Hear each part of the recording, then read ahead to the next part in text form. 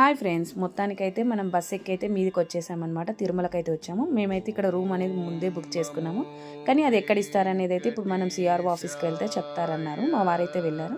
ఫైనల్గా అయితే నందకం విశ్రాంతి భవనంలో అయితే మనకైతే రూమ్ అనేది అలాట్ చేశారంట. మనమైతే ఇప్పుడు బుక్ చేసుకున్నది అయితే ఇప్పుడు అంతా ఆన్లైన్ అయిపోయింది కాబట్టి అదొకసారి అయితే మనం చూపిస్తే మనకు రూమ్ నెంబర్ అనేది చెప్పేస్తారనమాట. ఇక్కడైతే మనకు లిఫ్ట్ ఉంది, మెట్లు కూడా ఉన్నాయన్నమాట.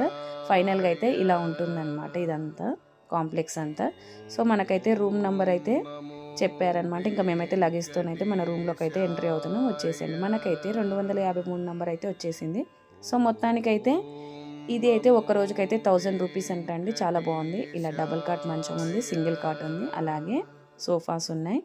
ఇంకా ఇక్కడ వాష్ బేసిన్ కూడా ఉంది. తర్వాత అయితే రూమ్ అంతా కూడా నీట్గా ఉంది. తర్వాత వాష్ ఏరియా కూడా చాలా బాగుందండి. ఫైనల్గా అయితే ఇలా ఉందన్నమాట రూమ్ అంతా. ఒకసారి అయితే చూపిస్తున్నాను, బాగుంది. నెక్స్ట్ అయితే ఫ్రెష్ అప్ అయి కిందికి అయితే వచ్చాను. కిందికి రాగానే ఇక్కడ దర్శనానికి వెళ్దామని అయితే ప్రిపేర్ అయిపోయాను చెప్పాను కదా.